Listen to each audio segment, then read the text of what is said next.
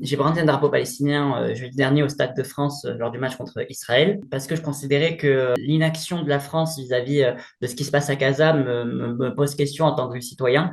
Je trouve pas ça normal que depuis un an, il y ait plus de 45 000 personnes qui sont mortes à Gaza et on parle encore que de civils.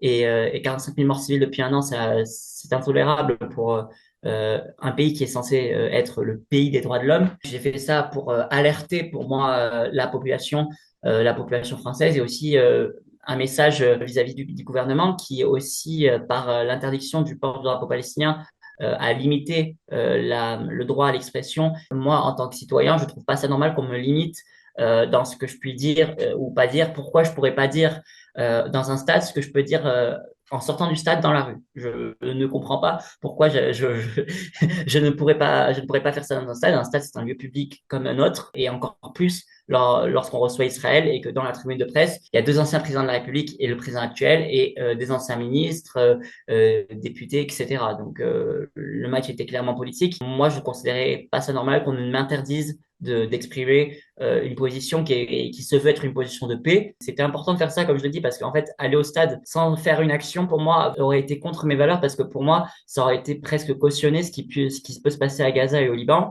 J'ai reçu énormément de messages positifs depuis jeudi dernier, et en fait, c'est super cool parce que moi, je m'attendais pas à ce que ça buzz comme ça. J'ai fait ça à la base pour mon éthique personnelle, j'avoue. J'ai reçu des messages très gentils de la part de personnes de partout dans le monde. On voit que le monde The World Stand with Gaza, ben, le monde est avec Gaza. Ben, je suis très fier de ce que j'ai fait. Voilà.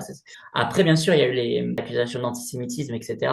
Et ce que je voulais dire, c'est que je n'étais absolument pas antisémite. Je reconnais Israël en tant qu'État. Le problème, c'est vraiment le gouvernement. Ceux qui défendent la paix sont toujours du bon côté de l'histoire dans tous les cas. À la fin, quand la paix triomphera, ben, on se souviendra de ceux qui ont défendu la paix.